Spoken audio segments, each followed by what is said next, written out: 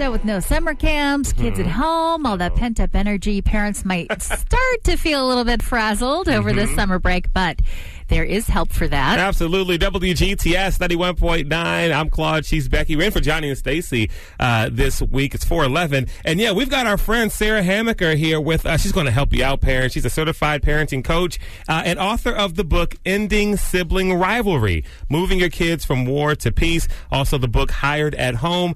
She also wrote 2 Christian mystery and suspense novels. So Sarah, thank you so much for your time this afternoon. So as we jump in, you know, a lot of parents have been home for the last few months, obviously because of COVID-19. Kids have been home as well. Summer camps are not happening this summer, and so we've got a few more months at least where we've got to find something for the kids to do. Now, some parents may feel overwhelmed. What would you say to that? What advice, what kind of tips would you give to parents who are overwhelmed right now? I would just encourage that mom, because let's just be honest, it's mostly us moms who feel that way. I don't run into many dads who feel that way. That every day is a fresh opportunity. Every day is a chance to make those, I call them micro bonding moments with our kids, those little things that really show our kids we care, like telling your 7-year-old a joke in the morning, you know, because they love jokes at that age. Just putting your hand on the back of your teenager and saying, you know, I'm praying for you as you take, you know, for your exam today.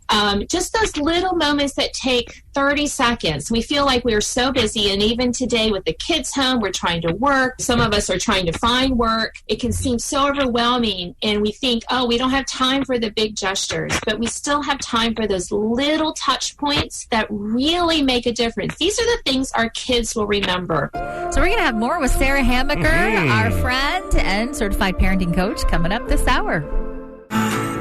I think now more than ever, there are moments where parents are just kind of pulling their hair out going, oh boy, this is tough. If you've got kids that are stuck in the house this summer and you're trying to keep up with your own work, it can get kind of stressful, but there is help. Absolutely. And our friend Sarah Hamaker, she's here to help us. She's a certified parenting coach and author of the book Ending Sibling Rivalry, Moving Your Kids from War to Peace. Now, we know sometimes when there's multiple kids, Sarah, they can kind of pick at one another and things like that. Now, when it comes to resolving conflict, now, is this something that comes like naturally to kids? Should we let them kind of figure this whole thing out? Or is like productive conflict resolution something that needs to be taught intentionally? It needs to be taught, because let's just face it, we're all horrible at resolving conflict unless we really think about it. I mean, think about the arguments that you have with your spouse or your best friend, or you had with your own siblings growing up. How'd you do?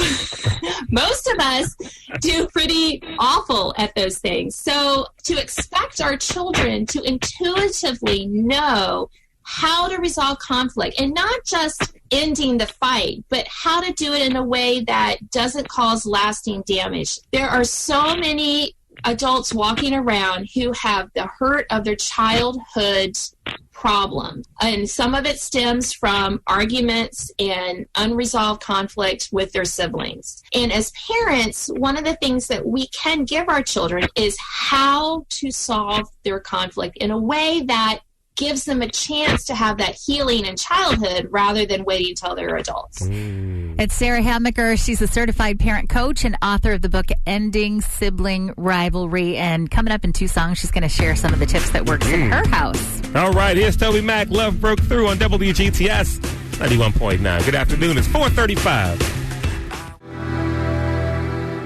WGTS 31.9, Lauren Daigle, still Rolling Stones. Hey, it's 4:42. I'm Claude. She's Becky. In for Johnny and Stacy this week. Our friend Sarah Hamaker is joining us. She is a certified parenting coach and author of the book Ending Sibling Rivalry, Moving Your Kids from War to Peace. Yeah, so if your house has gotten a little crazy, a little bit like a battlefield right now, with no activities and summer camp closed, it can be kind of tough for parents. So here's the deal. If your kids are going back and forth a lot, we want to know, what are some steps that you take, and what can we do today to help diffuse the situation? I'll say 2 things. 1, the parent should not be assigning victim and villain roles. And this is so important. We come across a kid, he's crying. The other kid is holding a truck. The one kid has a, red mark on their forehead. You shouldn't assume that the kid holding the truck hit the other child unprovoked, because that's what we assume. Who knows what the other child was doing? I realized that when my kids were younger, that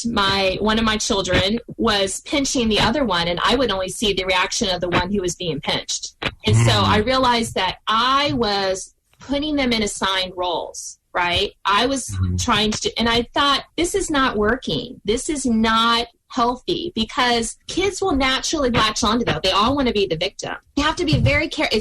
We can't play that referee role, that, we know what's best role. But there is a solution. It's called Do Not Disturb the Family Peace. And it's for all the children in your home at the same time. You want all the kids to have the same goal, family peace. And to get that, you have to lump them all together. It's like any classroom management thing. One kid misbehaves, everyone misses recess. So all the other kids are like, hey, Johnny or Jilly, you need to straighten up because we want to go outside. And it's the same concept in our homes. You want all the kids on the same team. So you pick 3 things that your kids normally do that, drive you crazy. It could be yelling too much. It could be physical fighting, hitting, pushing. When they're younger, they do this all the time. It could be name calling. You pick the things that you see them fighting about, how they're fighting the most. And you say, okay, you do these 3 things, and then you're going to get a ticket. And you give them 3 tickets a day. So they have 3 chances, because no one's perfect. We want to give a little grace here. We want to give a little mercy. We get it. It's hard. And then when they lose all their tickets, then there's a group punishment. More coming up with Sarah Hamaker, certified parenting coach, in 8 minutes on WGTS 91.9. When you give to If you're a mom or dad, this summer might be a little bit stressful with the kids at home. They get a lot of energy. You're trying to keep up with the stuff you got to do. But there is hope. We've got some wisdom for you from an expert. It's Claude and Becky. We're in for Johnny and Stacy today on WGTS 91.9. And our friend Sarah Hamaker is that expert helping us out all hour long. We'll make sure we post this on the website so you can get these tips in case you missed any of it. She's a certified parenting coach and author of the book Ending Sibling Rivalry, Moving Your Kids from War to Peace. Also hired at home. She also wrote 2 Christian mystery and suspense novels. So Sarah, thank you so much for your time this afternoon. Now, we've been in the house for a long time, and summer camps are closed for many. What advice do you have for the parent that just spent the last part of the school year at home trying to teach the kids, and now they've got a full summer ahead where there's no camps for many of them, and they're like already exhausted? I would say, give yourself some grace and just realize, it's okay if your kids totally did not learn a thing these last few weeks of school. Don't worry about packing their summer with a bunch of educational learning kind of things. It really is okay. Every child in the United States is going to enter the next school year not having learned everything perfectly they needed to know. This is not just our area or just your child. And I think if we can just take a collective breath and just go, it's going to be okay, and just let your kids play. They've been stressed too. They may not show it as we do, but giving them some of this, the ability just to have some free play, to have some time to be bored and discover who they are as kids, as people. This is a great way and an opportunity for them just to have the most relaxing summer that they can have. I recommend a loose schedule. Think of like 4 or 5 things that you want your children to do every day. Like on my kids' list in the summer, it's like personal devotions. They should be spending some time, whoever their age. There's plenty of things out there, free and otherwise. Even just reading through the Psalms is great for kids. They should get some sort of exercise every day, preferably outside. Nature is God's way of renewing us and calming us and helping us to reconnect. They should do some sort of hobbies. Kids don't have hobbies these days. I find that strange. And they should do some personal, like reading or something a day. And chores. I'm a big proponent of chores. Teach your kids to cook this summer. That should be your family kind of thing. And you'll thank yourself in the fall when they know how to make a meal.